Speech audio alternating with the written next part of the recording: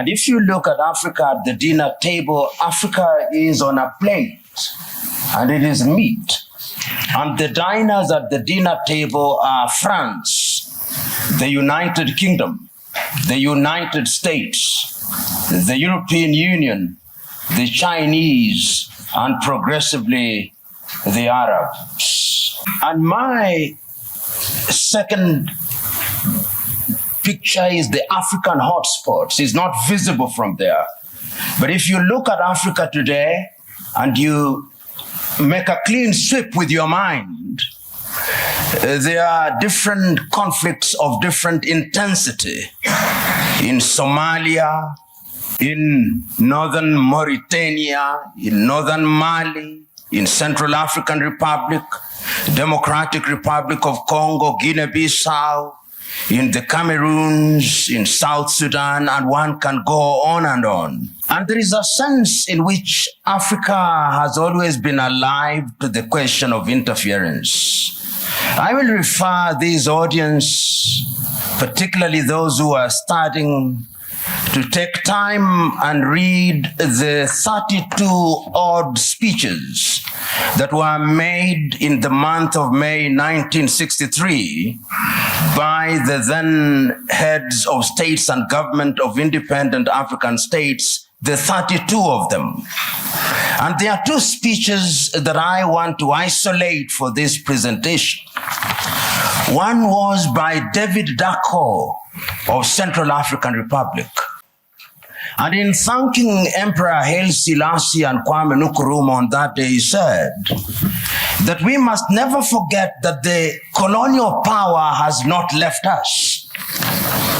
We must recognize that he did not go willingly. And if we don't check them, they'll come back again. And what would little Central African Republic do against them? Today, he is right. Today, if we remember the activities of France and how they have propped up the regime of Jean Bedel Bokassa, he was right. Today, as the Honorable Minister has indicated, Africa remains the only continent in the world that is referred to in these terms, Anglophone, to mean that we are a sphere of our erstwhile colonizers. About 2 weeks ago, there was a meeting of the Commonwealth in London, England. And a friend of mine who is an Anglophile sent me the photographs very gleefully, saying this is a meeting of 53 equal states. I told him, no. If it was so, why is it that the leadership of the Commonwealth is hereditary rather than rotational? In other words, in the minds of the British, her former colonies are still under her tutelage. And I want to submit to us that in the minds of what I'll call the conceptual West, they think they have a divine duty to instruct Africans what to do. True. And in the minds of many African leaders, they think that they have a divine duty to accept what they are told. That, in my view, is what the Honorable Minister was talking about, the mindset. And this is something that has been examined. We have seen France and its very pernicious presence in Africa. We know what they did in Burkina Faso against Thomas Sankara. We know what they did in Mali or the Sudan against Modibo Keita or against Sekou Touré in Guinea. Pernicious to the core. The Portuguese, we know what battles had to be fought in that area. And let me put this very bluntly. When the former leader of Portugal, Marcelo Caetano, was asked, why can you not allow the colonies to gain independence? This is what he said in substance. As I have examined world history over the years, the following have emerged.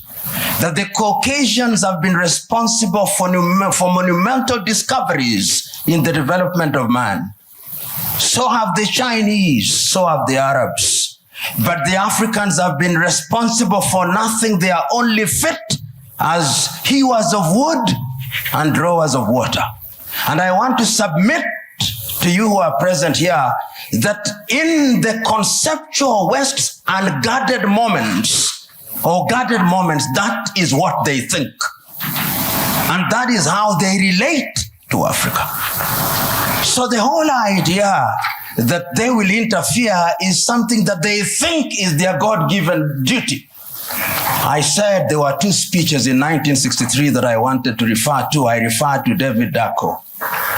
The second one was the speech by Kwame Nkrumah. And Kwame provided the solution. He did not complain about colonialism. He said, we must live here with one army, with one command.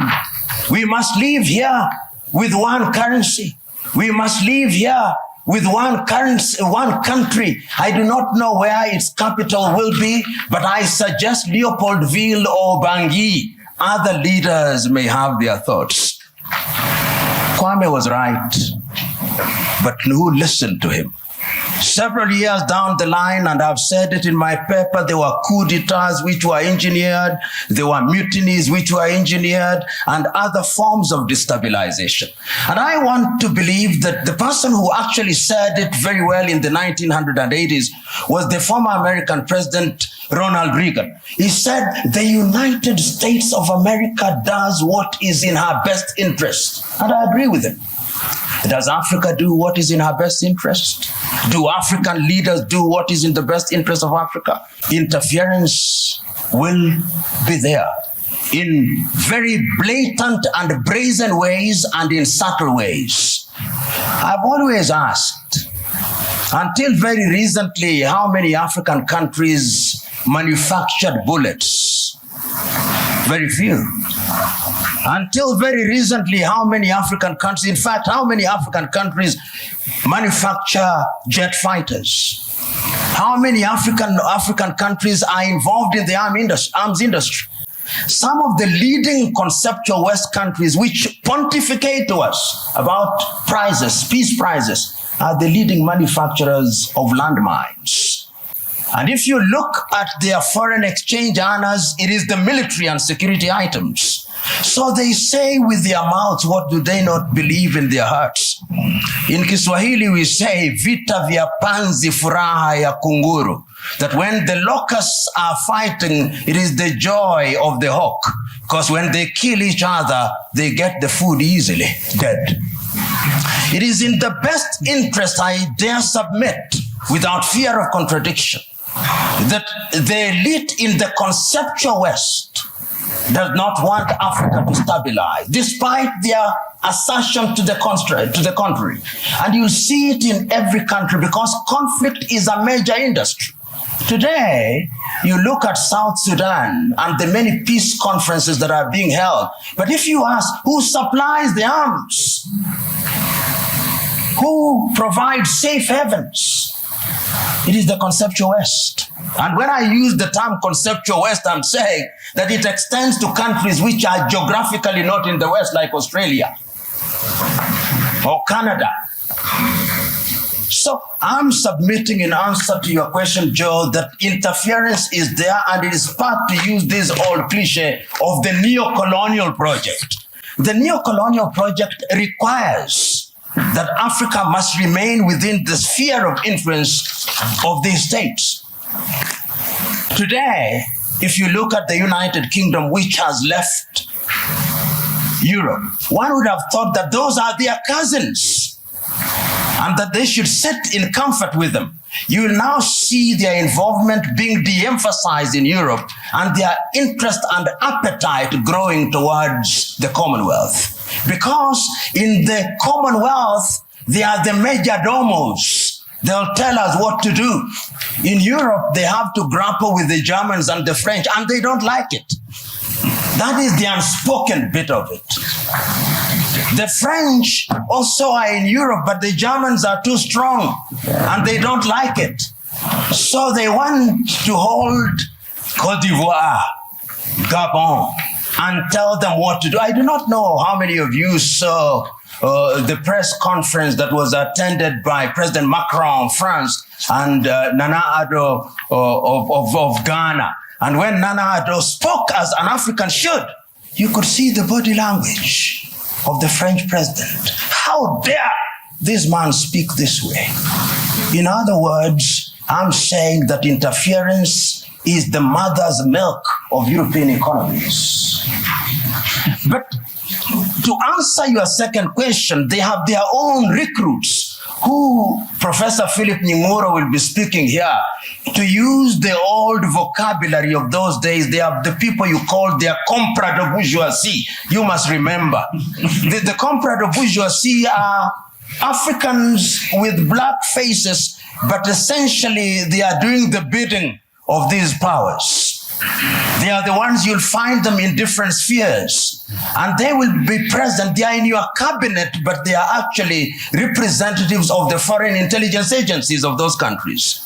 We know this. If you look at the declassified papers from the United States, we now know that some of leading cabinet ministers in many African countries were working for the CIA or some Western agencies. So you are sitting in cabinet, and in these days of the mobile phone, they are possibly texting their masters in Europe and America.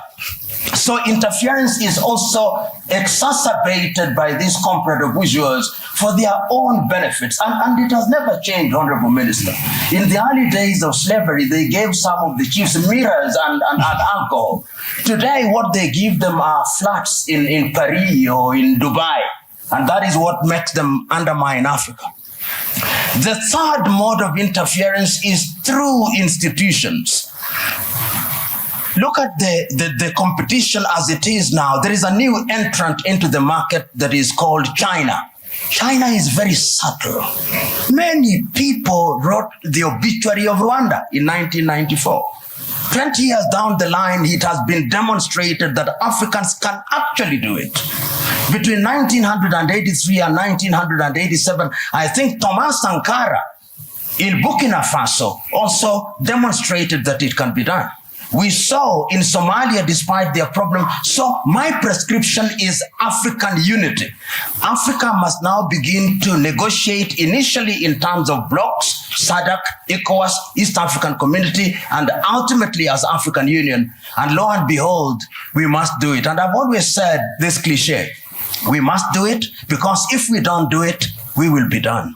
Thank you. If you enjoy this video, don't forget to share your comments below and subscribe to our channel for more exciting videos coming up.